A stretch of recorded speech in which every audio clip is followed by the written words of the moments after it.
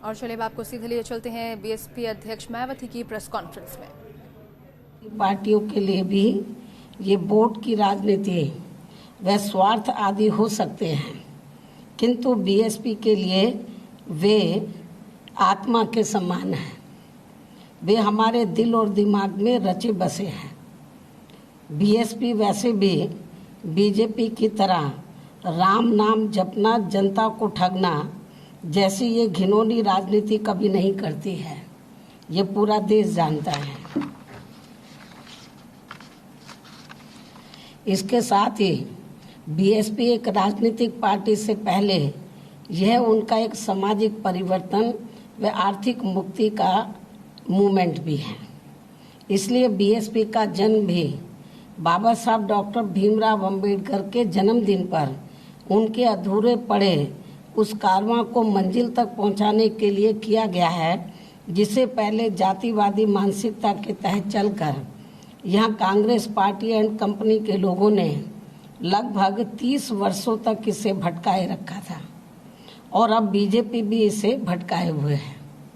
और इतना ही नहीं, बल्कि बीएसपी वैसे तो बाबा साहब की प्रेरणा से सर्व समाज के हितों के लिए काम करती है, लेकिन इस मामले में यहाँ सदियों से उपेक्षित रहे खासकर दलित एवं अन्य पिछड़े वर्गों को प्राथमिकता देते हुए इन वर्गों में जन्मे हमारे महान संतों, गुरुओं व महापुरुषों के आदर सम्मान में जो हमारी सरकार ने यहाँ प्रदेश में काम किए हैं वे ऐतिहासिक हैं।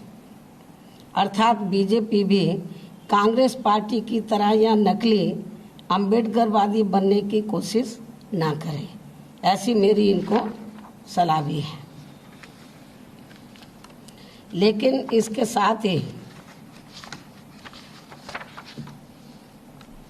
जहां मैं कांग्रेस पार्टी के बारे में भी ये कहना चाहूँगी कि अब तो कांग्रेस पार्टी भी यहाँ एसपी व बीएसपी के बने गठबंधन के बारे में बीजेपी की तरह ही अनाप शनाप भाषा बोलने लगी है। तो इससे ये स्पष्ट हो जाता है कि ये दोनों पार्टियां अंदर अंदर हमारे गठबंधन के खिलाफ एक होकर वे आपस में मिलकर यहाँ उत्तर प्रदेश में ये चुनाव लड़ रही हैं। यही मुख्य वजह है कि अब तो इस कांग्रेस पार्टी के लोग ये भी कहते घूम रहे हैं कि चाहे बीजेपी के उम्मीदवार चुनाव जीत जाएं, लेकिन सपा व बसपा गठबंधन के उम्मीदवार यहाँ चुनाव नहीं जीतने चाहिए। ये भी प्रचार कांग्रेस के जो नेता लोग हैं और इनके कार्यकर्ता हैं ये कर रहे हैं।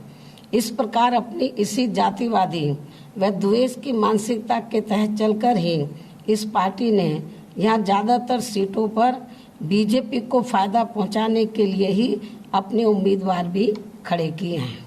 लेकिन इससे ये भी साफ जाहिर हो जाता है कि ये दोनों दल अर्थात कांग्रेस व बीजेपी ये कतई नहीं चाहते हैं कि देश में जातिवादी, संकीर्ण, सांप्रदायिक एवं पूंजीवादी व्यवस्था के शिकार लोग केंद्र व राज्यों की सत्ता में आसीन हों। इसलिए हमारी पार्टी शुरू से ही इन दोनों पार्टियों को एक ही थाली के चट्टे बट्टे ही मानकर चलती है, जो ये कहना बिल्कुल भी गलत नहीं होगा। ऐसी स्थिति में अब जो लोग भी इस चुनाव में कांग्रेस पार्टी को वोट देते हैं तो उससे फिर यहाँ प्रदेश में बीजेपी को ही फायदा पहुँचेगा। इसे भी खास ध्यान में रखकर अब यहाँ के लोगों को अपना वोट कांग्रेस पार्टी को देकर कतई भी खराब नहीं करना है, बल्कि एक तरफा अपना वोट यहाँ अपने गठबंधन के उम्मीदवारों को ही देना है और तभी फिर यहाँ बीजेपी को हराया जा सकता है। इसके अलावा अब कांग्रेस के लोग श्री मुलायम सिंह यादव द्वारा श्री मोदी को संसद में जो आशीर्वाद देने की बात कर रहे हैं, तो इसके बारे में पूरा देश ये जानता है कि अपनी पक्की उम्र में उस दिन ये कहना कुछ और चाहते थे और कह दिया कुछ और। अर्थात इनकी मंशा बिल्कुल भी श्री मोदी को आशीर्वाद देने की नहीं थी, ये सभी जानते हैं। लेकिन इसके साथ साथ यहाँ मैं कांग्रेस पार्टी के लोगों से भी ये सवाल जरूर पूछना चाहती हूँ कि कांग्रेस का मुखिया श्री राहुल गांधी तो पक्की उम्र के नहीं है, तो फिर वह संसद में श्री मोदी के गले मिलकर वहां क्या कर रहे थे? तो ये सब जनता जानती है। अर्थात अभी चुनाव में यहाँ पूरे उत्तर प्रदेश में बीजेपी व कांग्रेस इन दोनों पार्टियों का ही सफाया होने वाला है। इससे ये दोनों पार्टियां काफ़ी ज़्यादा दुखी हैं। इसलिए अब ये जानबूझकर यहाँ की जनता को गुमराह करने के लिए इस किस्म की तथ्यहीन बातें कर रही हैं।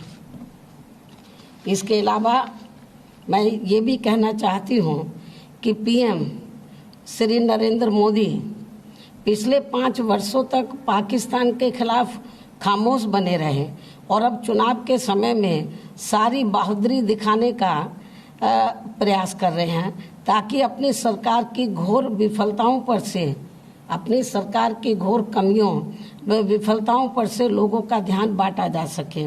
पहले बीजेपी की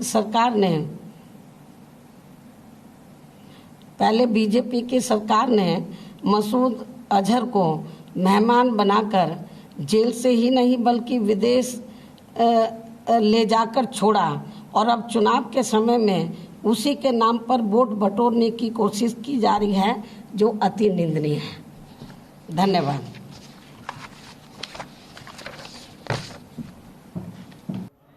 तो बीजेपी पर निशाना साधती हुई नजर आई बीएसपी अध्यक्ष मायावती, जिनका कहना है कि मसूद अजहर पर बैन लगवाने की कोशिश सिर्फ और सिर्फ वोट बटोरने की राजनीति है, जिसको अंजाम दे रही है भारतीय जनता पार्टी। साथ ही साथ कांग्रेस पर भी आरोप लगाए हैं उन्होंने।